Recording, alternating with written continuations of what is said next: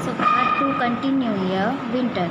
India experiences cold weather in December, January and February. India में दिसंबर, जनवरी, फरवरी में cold weather यानी कि ठंडी होती है. Due to the slanting rays of the sun during winter the temperature fall.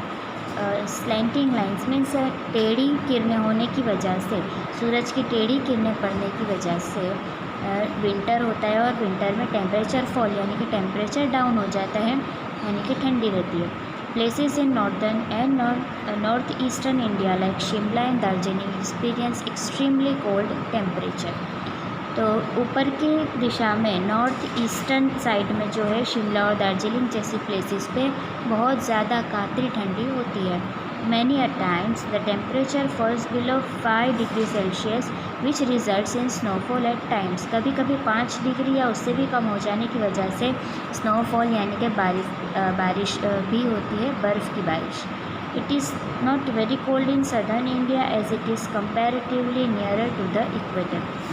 और south India यानी कि नीचे वाला जो हिस्सा है ना इंडिया के मैप में, उसमें इतनी ज़्यादा ठंडी बर्फ़ वाली ठंडी नहीं होती क्योंकि वो इक्वेटर यानी कि ग्लोब में अर्थ में बीच के हिस्से पर पड़ता है. ठीक है, तो वहाँ पर इतनी ज़्यादा ठंडी नहीं होती, तो ज़्यादा विंटर का एक्सपीरियंस ऊपर नॉर्थ वालों को होता है. ठीक है.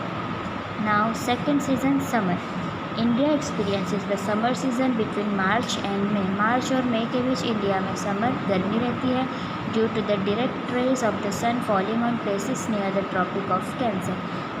बीच के हिस्से में और ऊपर के हिस्से में भी ज़्यादातर सन की जो रेज है वो सीधी आती है, यानी सन की किरणें सीधी होने से गर्मी ज़्यादा होती है. Temperature is very high. तापमान बहुत ज़्यादा ऊंचा रहता है. In many places of central and western India the temperature range is between 45 degree to 50 degree during April and June. तो जहाँ पर पहले से ही सूरज की किरणें सीधी आती थी समर में, तो वहाँ पे और ज़्यादा सीधी आने लगती है और इसलिए ज़्यादा तापमान होने की वजह से वहाँ पर 45 से 50 डिग्री तक भी रहता है अप्रैल और जून के बीच. It is extremely hot in the desert of Rajasthan. और जब समर होता है तो राजस्थान में सबसे ज़्यादा गर्मी होती है. Third season monsoon. Monsoon is a very important season off India. India की सबसे ज़्यादा इंपॉर्टेंट अगर कोई सीज़न हो तो वो मानसून है. It lasts from June to September. जून से सितंबर तक होती है. India receives approximately 80% rainfall during these months. तो इन जून से सितंबर के बीच वो 80% जो है रेनफॉल हो जाता है. The winds blowing across the Arabian sea enter India through the Malabar coast of Kerala. Kerala का जो मलबार एरिया है, मलबार दरिया किनारा, उससे होकर अरेबियन सी इंडिया में एंटर होता है. ये जो हवाएं हैं वो उस तरफ से आती है केरला की साइड से. ठीक है. That reason receives more than 300 centimetres of rain. The winds blowing across the bay of Bengal brings rainfall to the eastern parts of India like west Bengal, Assam, Meghalaya etcetera. तो इस तरह हवाओं की दिशा होती है और वहाँ से जो है हवा अपने साथ बादल लेके आती है और वो बादल फिर जगह जगह पर बरसते हैं. ठीक है. तो ये सारा हमें एरिया दिया है. ठीक है. The retreating monsoon winds bring rainfall to Punjab, Himachal Pradesh and Uttarakhand in the month of October and November.